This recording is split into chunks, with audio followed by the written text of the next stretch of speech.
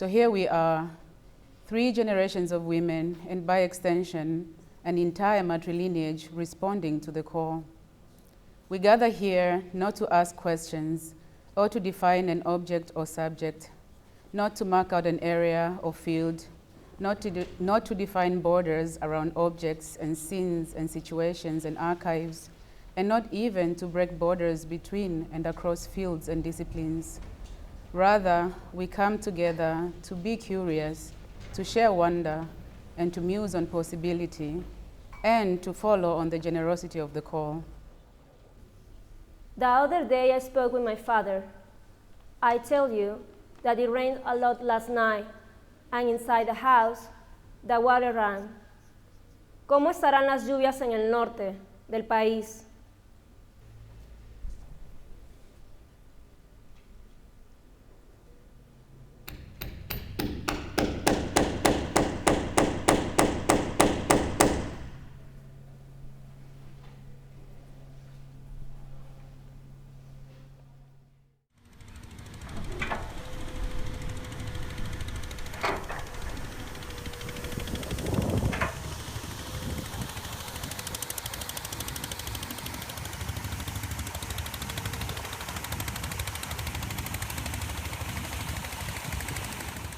So and then they said like, oh, we're actually now stopping mine tin because there are some good opportunities to mine thorium. And I was like, what is thorium?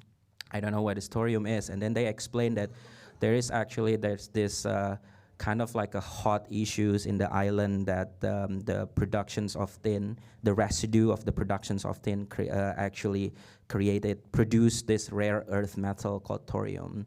And thorium is actually one of the safest minerals for a nuclear power plant. So the radioactivity of thorium is much lower than compared to uranium or plutonium.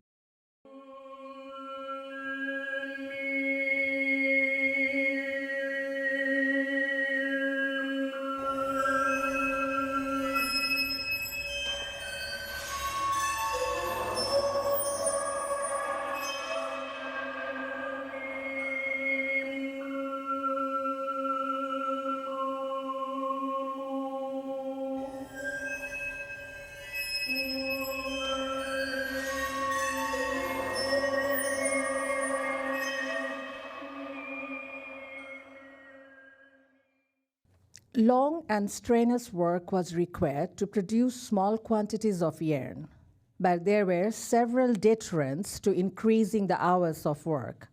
Only a few hours could be spent on this, either in the early morning or in the evening, as heat ruined the yarn. The women were also restricted by their decreasing capacity for work after the age of 30 on account of the eye strain caused by spinning. All of these things are very performative, and I thought, like, how these knowledges were lost, and also these knowledges are coming from these are like local knowledges. So how some knowledges are never practiced. River Mass, you give us grace through sacramental signs, which tell us of the wonders of your unseen power. May your waters be the fountain of the newness of life and the font of grace. We ask this in honor of the great cycles of water, which make us all weather bodies. Amen. I invite you to share in this offering. Take a morsel and pass it on.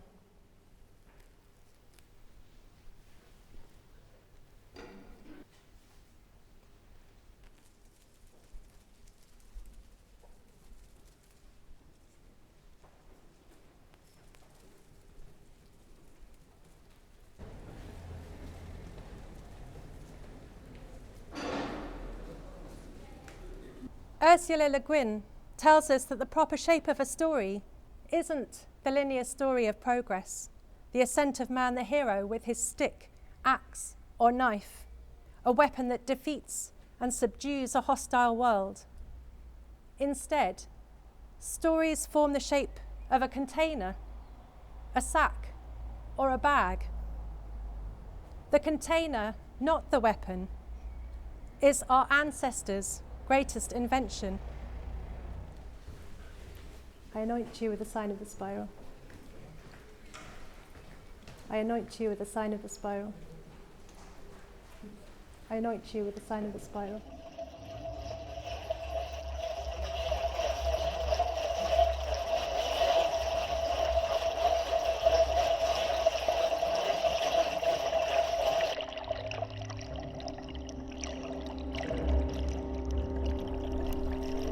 Open your eyes and find the eyes of someone close to you.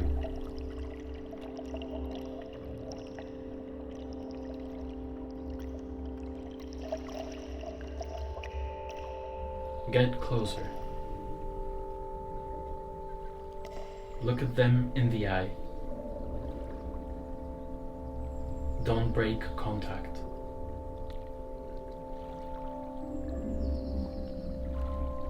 Then, if you feel comfortable, hold each other's hands.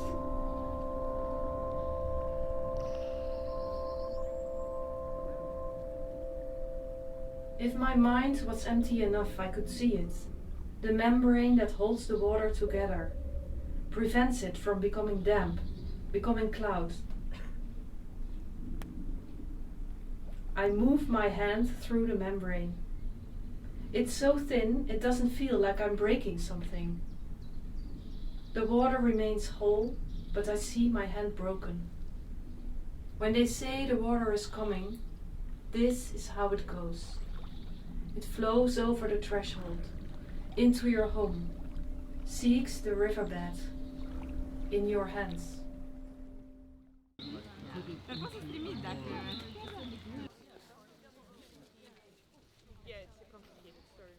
The lecture is called We're Not the Center of the Universe. It's an attempt to how can we decentralize ourselves from the narrative? How can we shift our perception?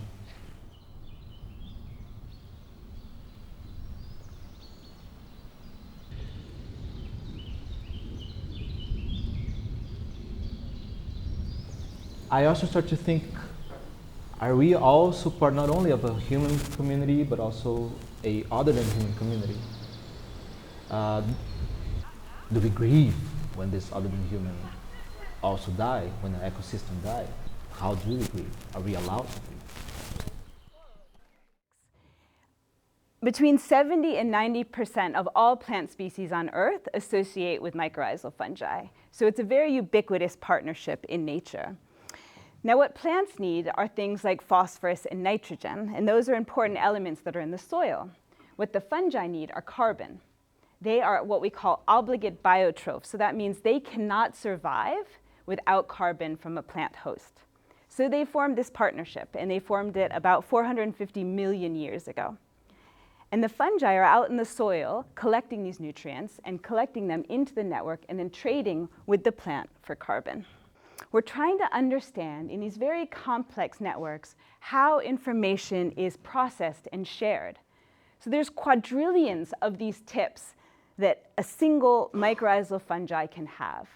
And those tips are going to be encountering very different parts of the ecosystem. Some are going to have nutrients, some are going to face predators and being eaten. So how does an organism that has no cognition, how does it process that type of information? We know that when you give these mycorrhizal fungi resources, that actually triggers cooperation in the sense that they go and collect more resources. This is one of my favorites. We found that fungi can actually restrict the autonomy of a plant. Okay, so what does that mean? This is incredible. Imagine you have a mycorrhizal network and it's colonizing a plant root. Those fungi have the ability to what we call down-regulate the genes of the plant's ability to take up their own nutrients.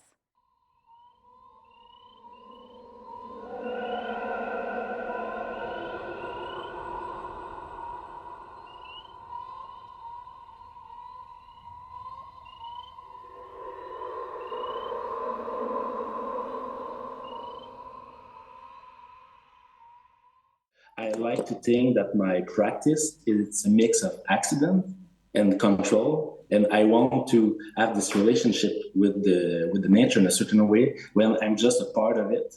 And so I need to deal with something that I can't control. And when I put the film in the ground, obviously I can't control anything. I mean, it's just nature by itself that works. I like this balance between there's something will happen because film is physics, it's material, it's not like digital, and then I can manipulate it and try to make something from it. But at the same time, there's a lot of I can't control everything, and I like this. I think it put me in a perspective when I need to be paying attention around me and around the environment. I use all natural way of decays and to alter the materials. I don't know. I try to think what will be the internal rhythm of a stone or of a plant, or it can be maybe flicker or it can be maybe slower. But I like to think what is the life of a stone or of a plant and I put the film in my backyard, so in the ground in my backyard. How to listen, what it means to listen, how to listen collectively, and yeah, there's many different ways of thinking about and approaching listening as a practice. Reduced listening is when we listen completely without any judgment, without any desire to understand or comprehend or locate or know the sound, just a purely sensuous experience of being in the field of sound without any judgment. And Dalip da Cunha in this text is arguing against the colonial urban imagination or relation to water bodies that is marked by a desire for boundaries, for limits, for containment, a desire to discipline, a desire for clear lines and separations and distinctions between land and water, self and the other, human and non-human.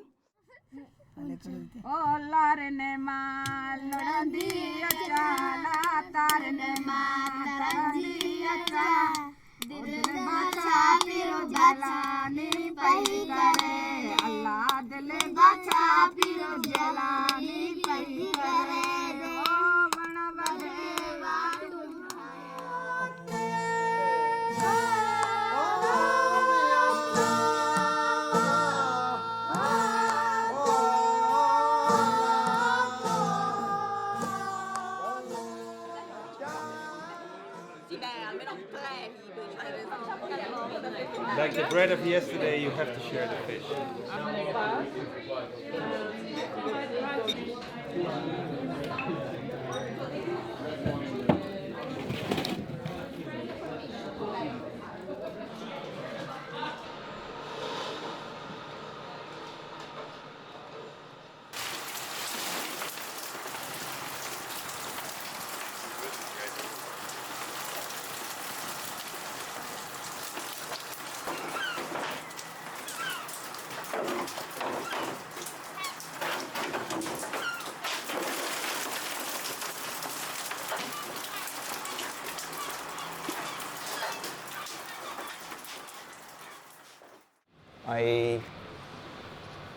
As with I think everybody, sort of treat the built environment as somewhat of a stage on which other things happen, but I don't really give much time to think about it. I don't stop and feel and encounter and listen to the built environment.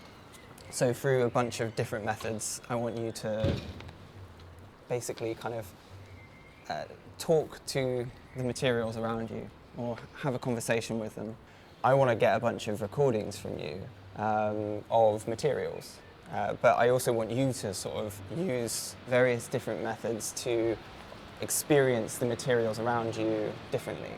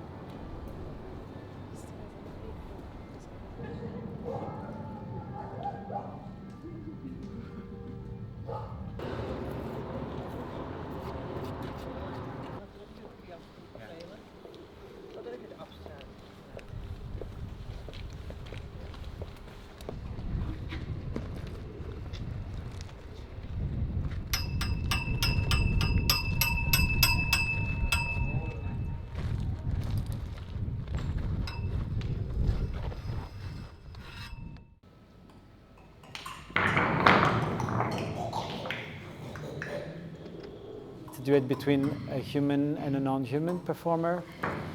And in each duet, each performer chose their partner, so to say, decided with who they would like to engage in this journey.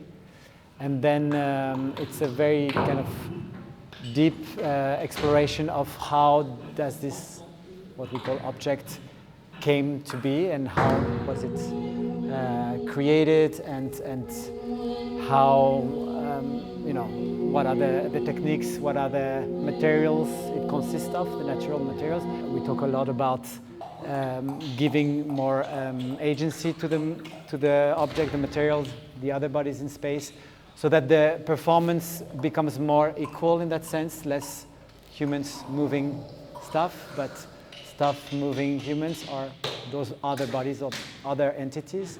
As you saw there was this kombucha. There's this kombucha, which is a symbiotic organisms, which is made out of different bacteria and yeast, and which is most of what we are made of, basically. So it's in a way interacting with something. Of course, you cannot interact with your inner guts, and we can imagine. So it was to externalize and find a way to exercise this cohabiting, this interdependency, this being made and with and part of, without any separation from various entities, and how to kind of be together.